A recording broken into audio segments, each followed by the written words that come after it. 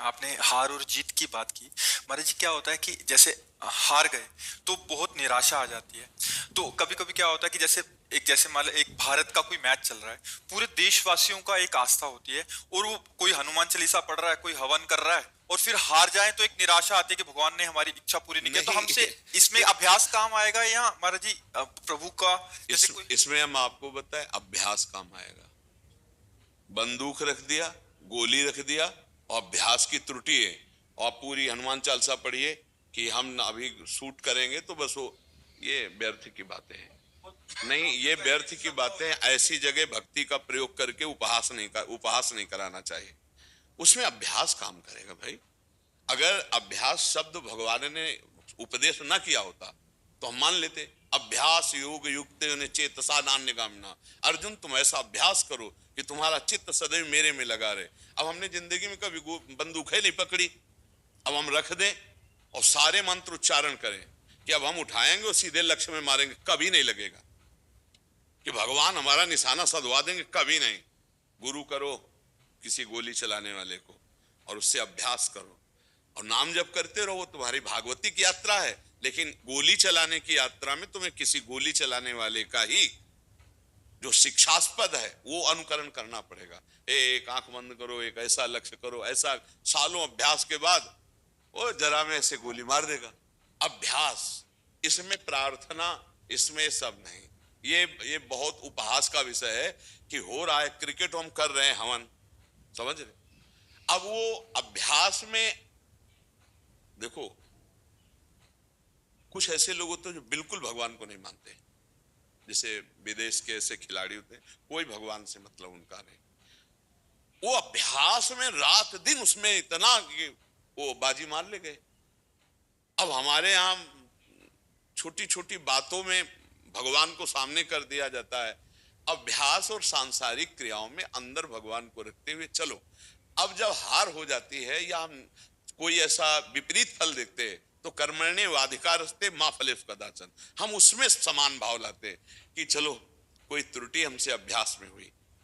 इसमें भगवान की इच्छा को हम नहीं देखेंगे, इसमें हमारे अभ्यास की त्रुटि है। अब यहां हम हनुमान चालीसा सब मिल करके पढ़ रहे हैं, और उनकी हालत क्या है कि वो शराब पीते हैं, वो मांस खाते हैं, वो व्यभिचार करते हैं, उनको कोई धर्म से मतलब नहीं, पर अभ्यास ऐसा किया और जीत ले गए बाजी, तो अब उपहास नहीं हुआ। तो प्रभु अभ्यास में हनुमान चालीसा का प्रयोग न किया जाए, वो अध्यात्म के लिए है, और अभ्यास प्रकृति के खेलों के लिए, सांसारिक के लिए। कभी हल नहीं चलाया, समझिए, और बैल और हल पूरा फिट करके रख दिया गया, और इसके बाद पढ़े हम हनुमान चालीसा कि हल चल जाए। नहीं भाई, ये अभ्यास का विषय है। हनुमान चालीसा श्री राम जी को प्रसन्न करके माया पर विजय प्राप्त करने के लिए। हनुमान चालीसा काम क्रोध लोभ मोह मद मत्सर इन पर विजय प्राप्त करने के लिए। क्रिकेट पर जीत, तो ये थोड़ा सा उपहास होता है। जैसे जीत ले गए सामने वाले, हम लाखों हनुमान चालीसा पढ़ रहे थे, अब क्या होगा, वो उपहास करेंगे। कई जगह ऐसी जगह होता है जहां हमारा उपहास हो जाता है। हम धर्म को धर्म की जगह रहने दें, और प्रकृति के अभ्यास को अभ्यास की जगह रहने दें, वहां अपने धर्म को ना जोड़ दें। ये बड़ी हानि का विषय होता है, बड़ी हानि का विषय होता है। जब उसका नकारात्मक फल आता है तो फिर सबकी श्रद्धा डर, फिर तुम्हारी भी मेरी श्रद्धा कि हनुमान चालीसा का क्या फल, हनुमान जी ने ऐसा, तो हनुमान जी वहां बैठ बल्ला में नहीं खड़े होंगे जाके। तुम अभ्यास उसका करो। देखो, अलग अलग क्षेत्र है। अगर धनुर्विद्या सीखनी तो स्वयं राम जी धनुर्वेदता के पास, मंत्र विद्या सीखनी मंत्रवेदता के पास। स्वयं भगवान ऐसा आचरण किए गुरुजनों के नीचे बैठकर, उनको कौन सा ज्ञान नहीं है, लेकिन उन्होंने किया है। तो उसके लिए हम आराधना है भगवत प्राप्ति के लिए, और व्यापार और संसार में जीने के लिए इसकी प्रवीणता चाहिए। इसकी प्रवीणता के लिए हम वही, अब जैसे इंजन है एक कोई, अब हम बहुत मंत्र जानते हैं बहुत, तो हमारे मंत्र से इंजन चलेगा क्या? अब उसका इंजीनियर चाहिए भैया, वो देखेगा उसमें कमी क्या है। अब कहते बहुत ज्ञानी हो, बहुत सिद्ध हो, तो इंजन चला के दिखा दो। ये और जी सबको लगता है कुछ जादू सा हो जाए, जैसे परीक्षा है तो अभी भगवान जी पास कर देना, बट पढ़ना। हनुमान जी महाराज पूरे चरित्र में आप देखिए, हृदय में भगवान का सुमिरन है, पर क्रियाएं सब कर रहे ना। लंका में प्रवेश नगर कीजिए सब काजा, और हृदय राग, बल विक्रम बुद्धि के द्वारा प्रवीण एकदम। नहीं, कहीं वहां ऐसा नहीं है कि ऐसा नहीं है, प्रहार पर प्रहार कर रहे हो, जय श्री राम। अभ्यास, हर विषय का अभ्यास, बल विक्रम। जहां बल विक्रम का काम है वहां हाथ जोड़ने की जरूरत नहीं, वहां बल विक्रम काम करेगा भगवान का आंतरिक चिंतन करते हुए। कहीं बाहरी अगर हमारा भगवान का उपासना का कोई क्षेत्र जुड़ा हुआ और उधर हार परास्त आ गई, ये बड़ी हानि का विषय होगा। बल विक्रम अभ्यास ये प्रकृति पर विजय प्राप्त कराता, और हृदय से भगवान का चिंतन। इसमें हम नहीं, कभी ड्राइविंग नहीं की है, अब हम बैठ जाएं कि आज तक जितनी साधना की है, चलो 10 कदम में गाड़ी को खंडक में गिरा देंगे, पक्का गिरा देंगे। तुमने साधना की है अपने जीवन की गाड़ी को काम क्रोध से बचा के भगवत प्राप्ति की, उसमें चलो। अगर ड्राइविंग सीखना है तो गुरु बनाओ ड्राइवर को, और महीना 2 महीना उसके अभ्यास में सीख जाओगे। अब इसके लिए अगरबत्ती खोस के वो हैंडल के पैर छू के वो कि आप जो है सीधे जीटी रोड में चलना, कहीं एक्सीडेंट ना हो, मैं चला, कभी नहीं चलेगी, कभी नहीं चला पाओगे। ड्राइवर को गुरु मानो और कुछ दिन उसके नीचे रहो, फिर सीख जाओ। अध्यात्म और प्रकृति राज्य में आप विचार करके देख लीजिए, जितने भी महावीर हुए सबने गुरु बनाया है। भीष्म पितामह जैसे महापुरुष परशुराम जी को गुरु बना रहे हैं शास्त्र विद्या के लिए, गंगा जी उनको अलग अलग जगह ले जाकर के शिक्षाएं प्रदान कर रही। तो ये अगर हम कहीं किसी भी खेल में हारते हैं तो हमारा अभ्यास शिथिल है। हम लोग बहुत कमजोर कहां हो जाते हैं, जैसे हमारी कहीं विजय हुई, अब वो भूल गए मार संसार की यश कीर्ति सम्मान में, नहीं, अभ्यास को शिथिल नहीं करना। विजय में फूलना नहीं, अभ्यास को भूलना नहीं, तो विजय सदैव बनी रहेगी। हम लोगों में थोड़ा सा है कि जहां थोड़ा हुआ तो हम लोग भूल जाते हैं कि हमारा अभ्यास कमजोर हो जाएगा, उसी में होता है। अभ्यास दृढ़ है तो विजय पक्की। जी, आपका कहने का तात्पर्य है कि ये एक अलग पक्ष है और भक्ति पक्ष एक अलग है। बिल्कुल, मतलब भक्ति केवल अंदर के काम क्रोध लोभ इसको। इतने बड़े महाभागवत है, 12 वर्ष का वनवास, 1 वर्ष का अज्ञातवास, महाराज युधिष्ठिर, क्या कहोगे इसको? बन बन भटकना पड़ रहा है। ऐसे शेर दिल हृदयों को छुप के 1 साल विराट की नौकरी करनी पड़ रही है। इसको क्या श्री कृष्ण के मित्र नहीं है? क्या भगवान जो लीलाएं हैं उनको पढ़ करके देखना चाहिए कि स्वयं भगवान क्या प्रकट होते। 6वें दिन पूतना को मारा था तो पहले ही दिन कंस को डंगा देते, सारी समस्या समाधान हो जाती।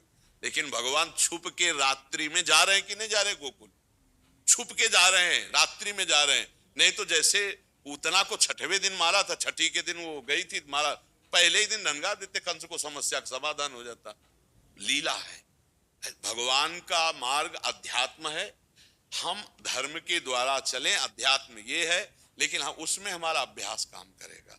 उस ये प्रकृति राज्य में ऐसा नहीं कि ये सब ठीक नहीं। महाराज जी, एक और प्रश्न है।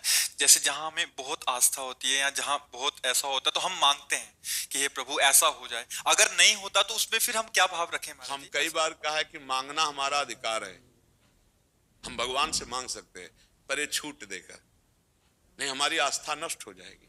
मान लो हमने बहुत प्यार किया, बहुत हम किसी भगवान की पूजा कर रहे हैं, आस्था कर रहे हैं, हमारे लड़का नहीं होता था, लड़का हो गया और 8 वर्ष के बाद मर गए। आप चरित्र तो देखते हैं, एकांतिक में सब प्रश्न आते हैं।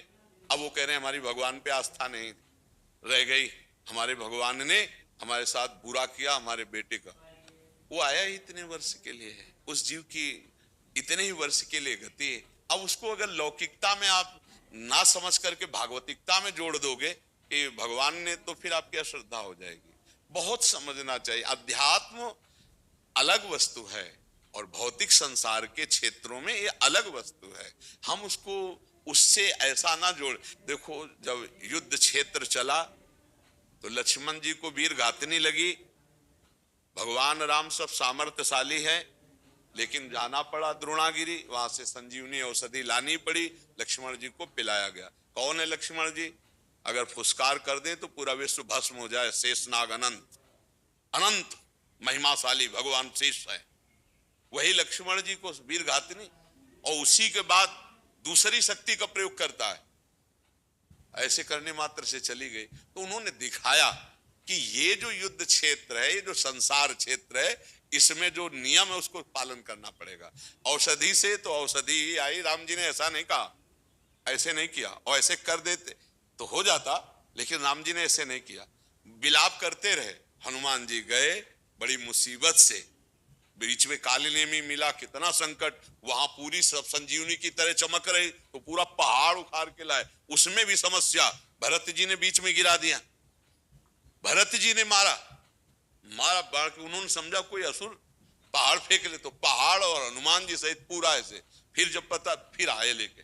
तो हमें लगता है संसार के कार्यों में संघर्ष करते हुए भगवान का स्मरण करें, हार जीत में समान भाव रखें, तभी जो अभी पहले बोला, नहीं तो फिर भक्ति का भाव नहीं टिकेगा, नहीं टिकेगा। आप सोचो, वास्तविक ये बात है कि कर्म का भोग सबको भोगना पड़ता है। हमारा अध्यात्म भगवत प्राप्ति के लिए है, और अध्यात्म का बल ये तुम खुद देख रहे हो, तो ये भगवान की कृपा से हमें लगता है ये दो विभाग रखने चाहिए। भक्ति हमारी पर्सनल आत्मानंद के लिए है, और संसार में अगर घाटा है, हार है, हम इसको झेलेंगे, भगवान से प्रार्थना करेंगे, जैसा वो निर्णय आता है फल, तो हम उसमें भी राजी रहेंगे, तभी बात बनेगी। नहीं, आप विचार करके देखो, इतना सुंदर ब्याह होता है सिया राम जी का, कुछ दिन बाद वनवास हो जाता है, जहां राज तिलक होला था वहां वनवास हो जाता है। ये लीलाएं भगवान करके क्यों दिखा रहे हैं कि हमारे जीवन में ऐसे संघर्ष आएंगे, कभी दुख आएगा, कभी सुख आएगा, कभी हार आएगी, कभी जीत आएगी, हमको इसको सहना है। लेकिन भजन में भगवत प्राप्ति का भाव रखना है, भजन में ये भाव नहीं रखना कि यार घाटा क्यों हो गया, भगवान ने घाटा क्यों कर, भजन में हमारे परिवार में कोई क्यों मर गया, नहीं, मृत्यु लोक है, यहाँ मरेंगे, सब मरेंगे, और सुख दुख का चक्र चलता रहता है। इसको अगर सुलझ जाओगे तो भक्ति आपकी सुरक्षित रहेगी, नहीं 4 दिन में फिर ऐसी कोई घटना घटेगी कि आपको अश्रद्धा हो जाएगी, भगवान पर पक्का श्रद्धा हो जाएगी। ये भक्ति भगवान की प्राप्ति के लिए है और परम सुख के लिए है। बाहरी व्यवहार में हानि लाभ भगवान के जीवन में दिखाई दिए, जब भगवान यहाँ प्रकट हुए ना तो उनके जीवन में दिखाई दिए। अपने लोग तो जीव हैं, वो तो ईश है, साक्षात भगवान है।